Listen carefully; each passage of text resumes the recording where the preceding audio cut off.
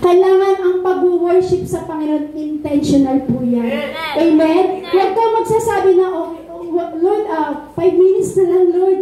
Parang humingi tayo ng tawad sa Lord. Parang palengke lang. Magkano po yung kangkong? Pwede ba 5 pesos na lang? Parang ganun tayo. Huwag po ganun. Kailangan intentional po yan. Magbibigay ka ng oras pagdating sa pagsamba mo sa ating Panginoon Jesus. Kahit pagod na buong araw.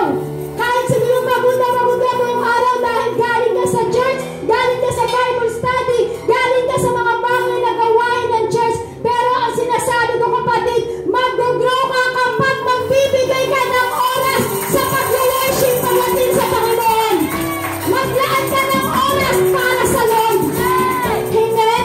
Huwag mo palilipasin yung mga bagay na pag-worship sa Panginoong Jesus. Kumbaga parang pagising mo sa umaga, yung parang kumbaga nakaset sa time, yung nakaset yung time mo na parang magpipray ka, magbabasa ka, kumbaga parang mag-worship ka sa Lord, gumising ka ng umaga, ibinigay mo sa Lord yun, ibig sabihin intentional po yun. Amen? Kaya kailangan nagbibigay tayo ng oras sa pagpupuri sa Lord. Kasi alam niyo po, ako po ay bunga ng pag-worship. Kasi po ako po'y dati na hindi pa nakakilala sa Lord. Mahilig ako sa music. Pero ang music hindi mahilig sa akin. Umaayaw at tumatakbo sa akin yung music. Nang dalaga pa po ako, mahilig akong sumayaw, mahilig akong kumanta, pero ang awit hindi mahilig sa akin. Hindi mahilig ang kanta sa akin, pero ang hilig-hilig kong kumanta, ang hilig-hilig kong sumayaw. Pero alam niyo po, yung time na yun na hindi pa nakakilala sa Lord, nagagawa ko po yun. Pero nung mas nakilala ko ang Panginoon at nakita ko sa pagpupuri, ay maraming naging bunga. Ako po ay isang bunga sa worship. Kasi po doon po sa lugar namin, meron pong krusada na ginanap po doon. May krusada po doon sa court, sa basketball court doon sa lugar po namin sa Manila. Ako po ay parang inibitahan dahil merong youth fellowship. Kumbaga, ang gagawin lang ng mga kabataan ay kundi magpuri pagdating sa Panginoon. Hanggang sa ginawa ko, sabi ko, kung ako nga sumasayaw sa diskuhan, kung ako nga sumasayaw pag ako'y nakikipag-inuman yung time na hindi ko pa kilala ang Diyos, bakit ngayon pinakikilala sa akin ang salita ng Diyos? Pinakikilala sa akin si Jesucristo. Bakit hindi ko i-worship si God? Alam niyo po, ginawa ko, nang nag-invite po sa akin, kasi meron po akong kababata na ang nanay niya ay pastora. Kumbaga, lahat ng kaibigan ng kababata ko, ang ginagawa po ay inaakay po kami. Alam niyo po doon sa krusada na yon, youth fellowship po yun. Alam niyo po, ako'y naging bunga, umating po ako.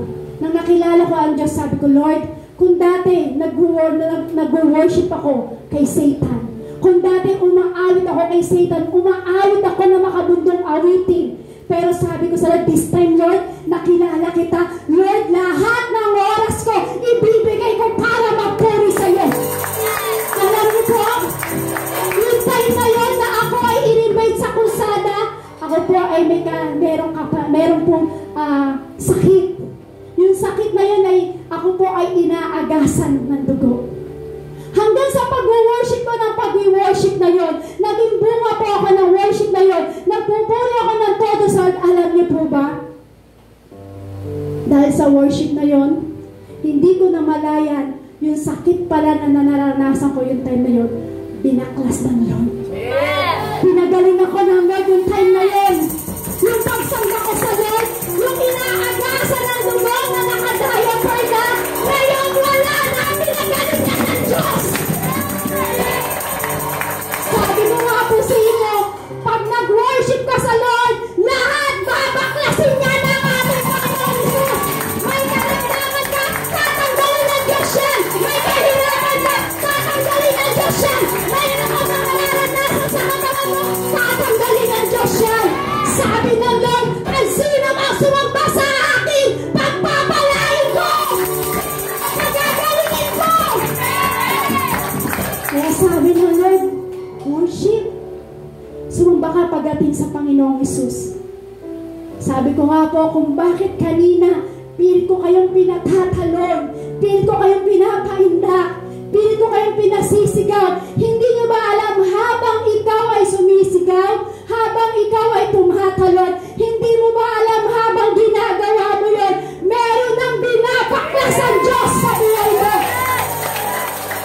yan ang kahalagahan ng pag-worship sa Lord at doon ka unting lumalago pagdating sa Panginoon.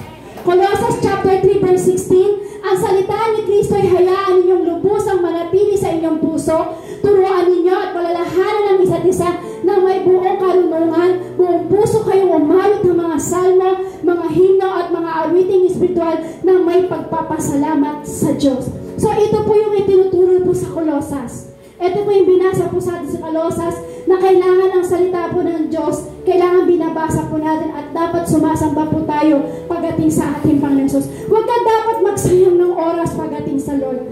Huwag mong sayangin yung oras na para sa Lord. Huwag mo sayangin yung espiritu na ibinigay ng Diyos sa iyo para mag-grow ka. Kasi kailangan, para tayo ang mag-grow, kailangan matuto tayo sumamba sa Lord eh. Pag ikaw ay marunong sumamba sa Lord, we grow in Christ by praying. Nag-pray ka na, kapatid. Hindi ka na, kailangan, lagi ka nang may time para mag-pray sa Lord. Sabi sa Colossians chapter 3 verse 16, uulitin ko po, ang salita ni Kristo ay hayaan ninyong lubusang manatili sa inyong puso, turuan ninyo at palalahanan ng isa't isa ng may buong karunungan. Hindi po kita hinighlight ko po kasi sabi po dyan, buong puso kayong umawit ng mga salmo, mga himno at mga awiting espiritual ng may pasasalamat sa Diyos. Kapag ikaw ay umaawit sa Lord, samahan mo ng pasasalamat sa Diyos. Kapag ikaw ay umaawit sa Diyos, samahan mo ng prayer life mo. Bakit kapatid? Mahalaga yun.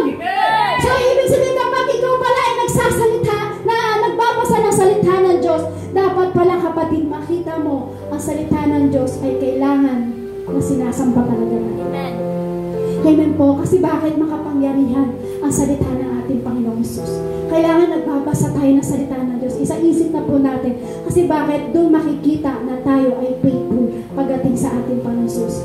So kung titignan natin basic, amen? Tama po. Kung titignan natin basic, grow in Christ, grow in grace, magdwell sa atin na richly ang salita ng Diyos. Kumbaga parang matuto kang mag-pray, matuto kang mag-worship sa Panginoon. Kung titignan natin basic, sister, basic po. Pero alam niyo po, mahalaga po kahit basic yan. Kasi kahit basic po yan, ang tanong, yung basic na yan, ginagawa mo ba everyday? Simple po, di ba? Basic na basic. Ang tanong, dun sa basic na yan, araw-araw mo bang ginagawa pagdating sa harapan ng Diyos? Kasi kailangan meron po tayo nito. God uses spiritual discipline to help us grow. Ang Diyos ang nagbigay sa atin po ng mga bagay kung paano tayo matututo. Kaya kailangan ang Diyos din po ang nagbibigay ng manual sa atin. Kaya sabi nga po, di ba? Sabi po diyan, God uses spiritual discipline to help us. Lahat ng mga bagay ay tutulungan tayo ng ating Panginoon. So, ibig sabihin yan, kumbaga parang ang sabi po kasi, kasi ganito po yun. Kasi ang Biblia po kasi ay binigyan nila ng meaning. Alam niyo po ba yan, ang Biblia ay binigyan po nila ng meaning. Ang meaning po kasi sabi na, ang sabi po doon, yung meaning po, sabi doon, Bible living instruction on earth. Kumbaga, ito yung manual na ibinigay sa atin ng Lord para abutin tayo. Ito yung ibinigay ng manual, instruction na ibinigay ng Diyos sa atin para tayo ay abutin sa mundong ito. So, kailangan basic na po kapatid. Pero dahil sa basic na yun, doon ka naman lalago na magpupuri at magbabasa ng salita ng ating Panginoon Jesus. Basic, napakadali, pero napakahirap namang gawin ng maraming tao. Basic, napakadali, ang dali lang yan. Pero ito naman ang pinakamahirap gawin ng isang tao. Basic na basic, pero ang hirap gawin. Tanong sa iyong katabi, basic ba kapatid? Basic ba kapatid? Basic na basic, di ba? Tanong mo yung katabi, ginagawa mo ba? Ginagawa mo ba? Ano po sabi? Kasi kailangan excited tayo. Amen? Kailangan kahit basic yan, pero dahil dyan ka mag-grow, kailangan excited ka kapatid. Huwag mong makalimutan ang salita ng ating Panginoon Jesus. Sabi mo dito, grow in sanctification through spiritual discipline. Mag-grow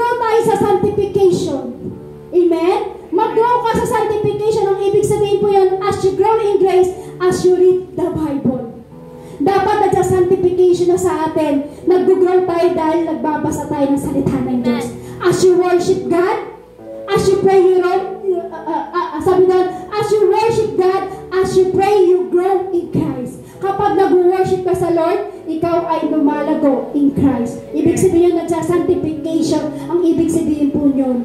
Ibig sabihin po niyan, ang buhay po natin ay dapat pabanal na ng pabanal. Dapat ang buhay mo, dapat kailangan pa-pray ka na ng pa-pray sa Panginoon. Dapat ang buhay mo pagdating sa Lord, dahil may sanctification ka na nagmumula sa Lord. Kailangan ang buhay mo, kailangan luhod ka na ng luhod sa Panginoong Isus. Dapat iyak ka na ng iyak sa Panginoon. Minsan kahit iyak ka ng iyak, kahit luhod ka na luhod, minsan ganun pa rin, hindi ka pa rin nag-pray.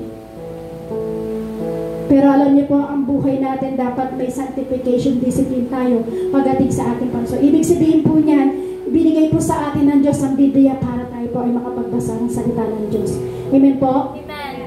Kailangan po yan na may sanctification po tayo pagdating sa Lord. Sabi po dito sa Roma chapter 12, verse 1 to 2, kaya mga kapatid, alang-alang sa masaganang habag ng Diyos sa atin, ako'y nakikiusap sa inyo na iaalay ninyo ang inyong sarili bilang isang handog na buhay, banal at kalugod-lugod sa Diyos. Ito ang karapat-dapat ng pagsamba ninyo sa Diyos. Huwag kayong makiayon sa takbo ng mundong ito. Sa halip, hayaan ninyong baguhin ng Diyos ang inyong pag-iisip upang maunawaan ninyo ang kanyang kalooban. Sa gayon, magagawa ninyo kung ano ang mabuti, kalugod-lugod at ganap na kalooban ng Diyos. So alam niyo po, kailangan yan po ang maging buhay po natin. Sa Roma 12, kaya nga po mga kapatid, kung uulitin ko po sa inyo, dapat ang buhay natin ay pabanal ng pabanal na. Palago ng palago kay Kristo. Paangat na ng paangat pagdating kay Kristo. Ang buhay mo dapat paangat ng paangat, hindi palugbok ng palugbok. Dapat paangat ng paangat ang buhay mo kay Kristo, kapatid. Kapag ikaw ay may sanctification na pagdating sa Lord at napapabuhay mo ang Roma chapter 12 verse 2, ang buhay mo dapat hindi pabaksak ng pabaksak. Kailangan paangat ng paangat ng paangat pagdating kay Yesu Kristo. Dapat ang buhay mo, kapatid, pasaya ng pasaya pagdating kay Yesu Kristo. Bakit? Kapag ang buhay mo ay paangat ng paangat, ang buhay mo ay pasaya ng pasaya. Alam mo ba, kapatid, ibig sabihin nag-grow ka ng sanctification. Yan po ang tinuturo sa Roma chapter 12 po. Huwag tayo makiayon sa mundo. Sabi diyan, huwag tayo makiayon sa mundo. Huwag tayo makiuso sa takbo ng mundong ito. Kumbaga, hindi po kasi, sabi po kasi nila minsan, baduy daw po ang magbasa ng Biblia. Baduy po ba? Parang katulad sa ibang mga kabataan, pag nakakakita sila ng Biblia, ay baduy, nakaka-allergy. Huwag ganon, kapatid. Kailangan ang buhay natin pagdating sa Lord, hindi baduy ang pagbabasa ng Biblia. Hindi baduy ang pag-worship sa Panginoon. Kasi pag nag-worship ka sa Lord, paangat ang paangat na pagdating sa ating Panginoong Jesus. Amen? Dahil ikaw may sanctification na nagmumula sa Panginoon, kailangan matuto ka ng maki-join sa pag-worship sa Panginoon. Kailangan ini-enjoy mo na yan. Kailangan hindi mo na dapat, kailangan ini-enjoy mo na, hindi mo na dapat kinakalimutan. Amen? Kasi kailangan lagi tayong nakalapit pagdating sa ating Panginoon Jesus. Sabi nga po sa Pilipos chapter 2, verse 13, sapagkat ang Diyos ang kumikilos sa inyo upang inyong naisin at isagawa ang kanyang kalooban. Sabihin mo sa iyong katabi na kumikilos na ang Diyos sa buhay mo.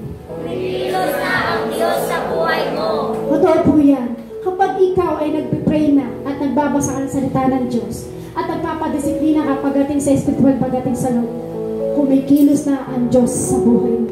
Amen? Amen? Simula na nakipag-isa ka na kay Yesu Kristo, kumikilos na ang Diyos sa buhay mo. Sabi nga po sa Jeremiah chapter 29 verse 11, sapagkat batid kong lubos ang mga plano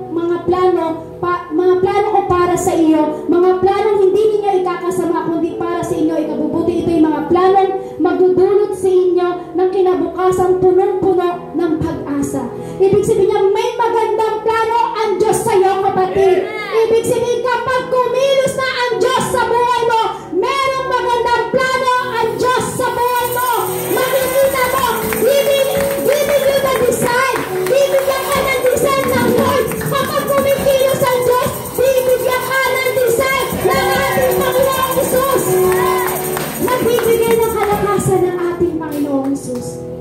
Dumating man yung problema, dumating man yung tukso, dumating naman yung parang yung mga bagay na hirap ka na, yung parang hopeless ka na, hindi mo na kaya. Pero sabi ng Diyos sa atin, sabi niya, sapagkat ang Diyos ang kumikilos sa inyo upang inyong naisin at isagawa ang kanyang kalooban. Kahit punong-puno ka ng problema, ang Diyos ang kumikilos sa iyo at ang gusto ng Lord, gawin mo ang kanyang kalooban. Ano ba ang kalooban ng Diyos? Mag-pray ka, mag-worship ka, mag-grow ka, pagdating sa ating Panginoong Jesus. Makukuha mo ang katagumpayan ng ating Panginoong Jesus. Amen. Kasi ang Diyos ang nagbibigay ng desire sa atin. Amen? Siyempre, pag ikaw nagdidesire sa Lord, meron ka na neto. Serve God. Serve God.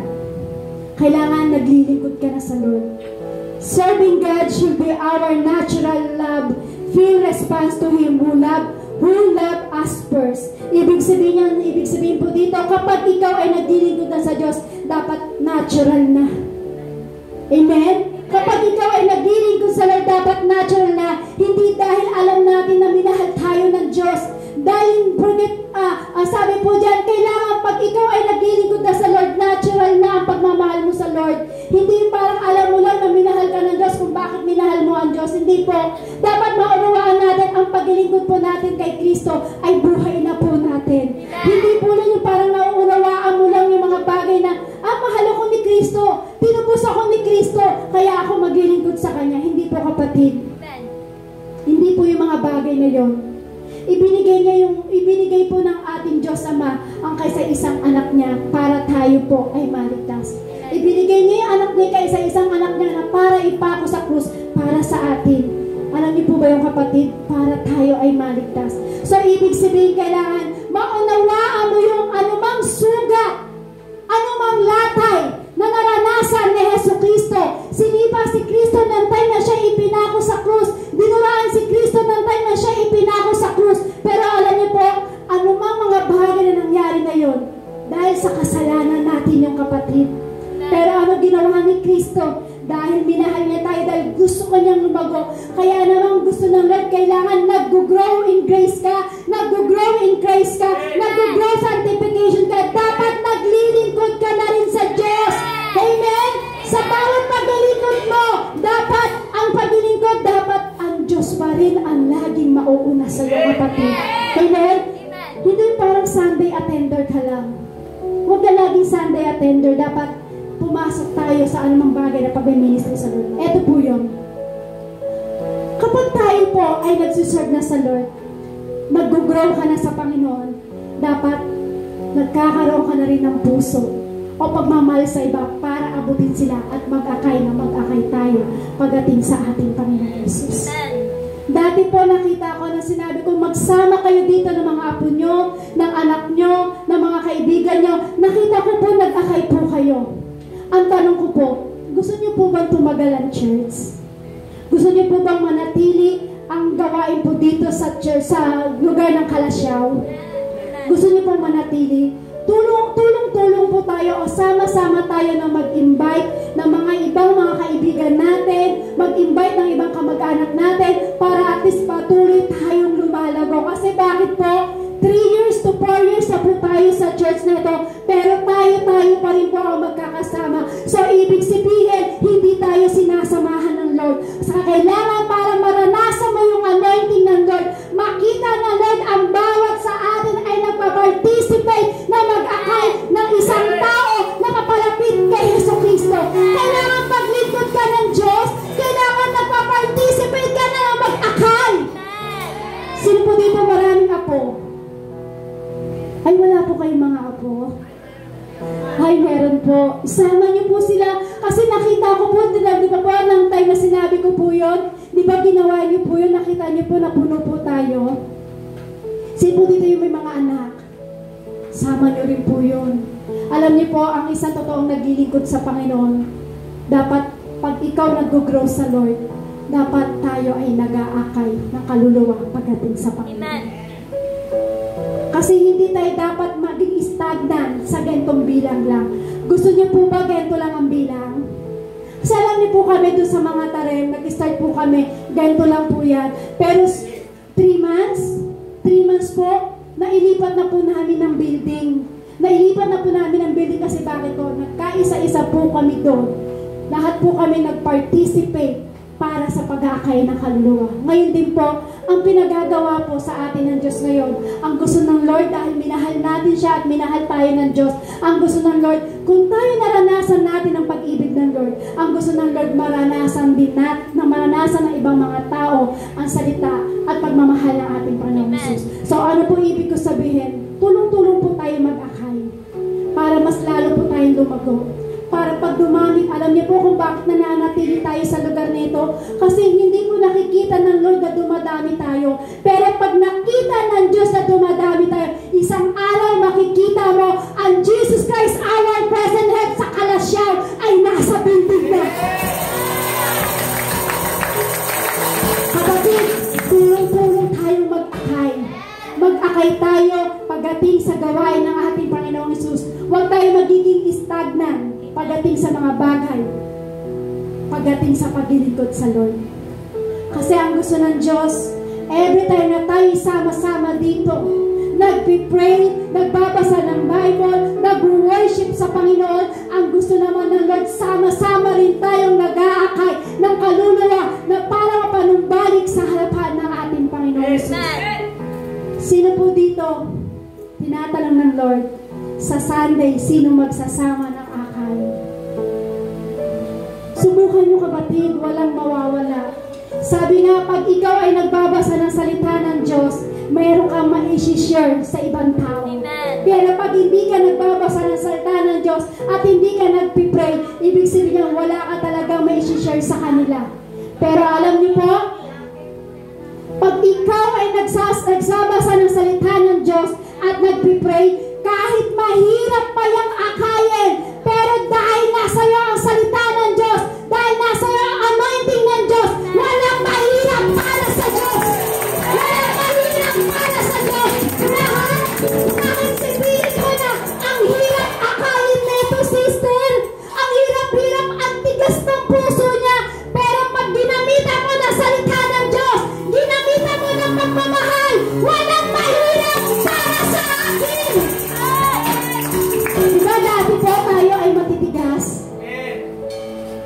Sino po dito yung pinupuntahan lagi nila sa bahay, kinakatok, pinagsasaraan ng pintuan? Pero bakit po kayo ngayon narito? Nakukulitan po kayo kala Sister Janine, kala Sister Natalie, amen? Yung ibang mga humahayo po dito, di ba? Katok sila, katok, magandang umaga po, sister. Ginagawa nyo, tatago kayong ganyan, papatayin nyo yung ilaw, isasara nyo yung pintuan ng bahay. Ganon tayo katigas dati. Pero bakit tayo ngayon inabot ng Diyos? Bakit narito ka ngayon sa oras nito na nagpupuri at nakikinig ng salita ng ating Panginoon Jesus? Meron po ako nakitang bago. Welcome po kayo dito. Bago sila, di ba? Welcome po kayo dito. Malaya po kayo na makaating po dito at mini-welcome po namin kayo. At higit po sa lahat, hindi po aksidente na kayo po ay napadpad dito. Ginamit lang po yung mga tao na nakumatok sa tahanan nyo at nangulit. Pero alam niyo po ba, hindi po sila yun. Si Jesucristo ang kumakatok sa puso nyo. Si Jesucristo ang kumakatok sa bahay nyo. Ginamit lang po yung mga kasama namin. Pero alam niyo po, sa pagpunta nyo dito sa tahanan ng Diyos, hindi niyo po ba alam, hindi sila ang pinagbigyan nyo. Ang pinagbigyan nyo at pinatuloy nyo sa puso nyo, walang iba kundi si Jesucristo. Kaya hindi po aksidente na narito po kayo. Hindi ko man po alam kung anong panalangin nyo sa Lord, pero naniniwala po ako, kapag kayo ay patuloy na mananatili sa salita ng Diyos, makikita niyo po ang pagkilos ng ating Panginoon Jesus. Kaya kailangan mag-grow po tayo, mag-pray, mag-worship, mag-akay po pagdating sa Panginoon. Kailangan matutunan po natin yan kasi para tayo po ay patuloy na lumalago pagdating sa Panginoon. Every time na ikaw ay nag-aakay, hindi mo ba alam kapatid, lumalago ang espiritu mo. Dati tayong matigas, dati tayong hindi ma-invite, gawin mo yun, kapatid. Walang matigas na puso pagdating sa Lord. Walang mahirap pagdating sa Panginoon. Gamitan mo ng salita ng ating Panginoong Kristo. Tayo po'y tumayo sa presence ng ating Panginoong Jesus.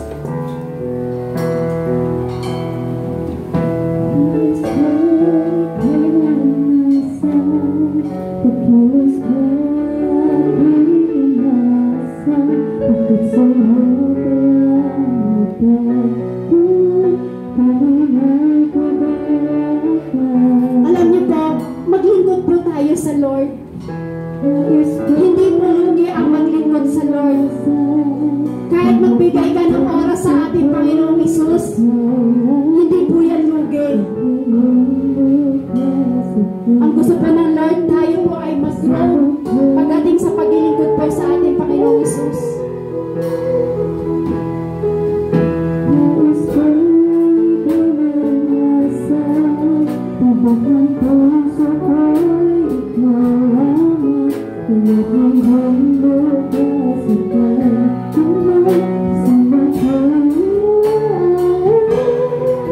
Pati ko manalangin ngayon sa Panginoon at hingin mo sa Lord, bigyan ka ng Espiritu na marunong makakain.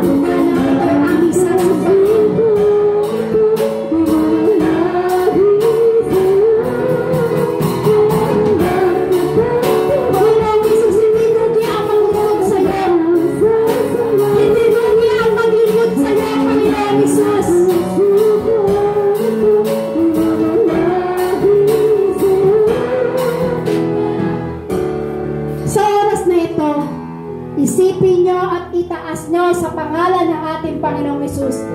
Itaas nyo at isigaw nyo at ipag-pray nyo sa pangalan ng ating Panginoong Hesus. Sinong tao ba ang gusto mong madala pagdating sa Panginoon sa araw ng Sunday? Isipin mo at panalangin mo sa ating Panginoong Hesus. Pag ginawa mo yung kapatid, makikita mo ang anointing ng ating Panginoong Hesus. Hallelujah, Lord Jesus.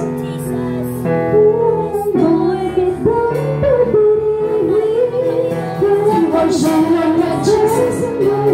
Lord, lahat ng mga dinadaanan nila ng mga bahay sa lugar ng kalasyaw na ito, Panginoon.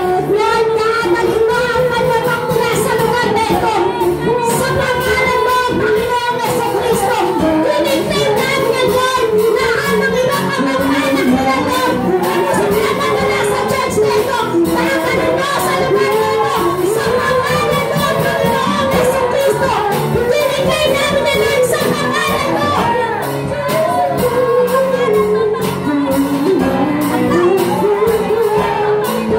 Sigaw mo sa Lord, kung sino gusto gumaling sa araw ng Sunday. Sabi ng Lord, walang mahirap para sa akin.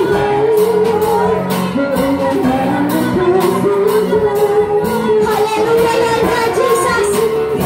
Hallelujah, hallelujah, hallelujah. Hallelujah, hallelujah, hallelujah.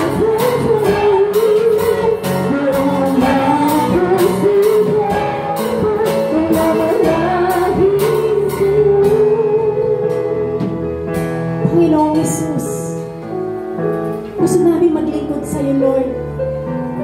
Magbigay man kami ng oras para sa iyo, Panginoon. Hindi kami lugi, Panginoon, panalo kami. Every time na nagbibigay kami ng time sa iyo, Lord, lagi kami may katagumpayan sa aming buhay. Panginoong Jesus, wala kaming ibang idinadalangin sa oras na ito, Panginoon. Naranasan namin yung pagmamahal mo. Yes. Naranasan namin yung presence na nagmumula sa iyo. Yes, Lord. Naranasan namin yung anointing na nagmumula sa iyo. Amen. Naranasan namin, Lord, yung pagpalain mo. Naranasan namin, Lord, na kami pagalingin mo sa karamdaman. Naranasan namin, Panginoon, yung time na gulong-gulo na kami sa aming isip.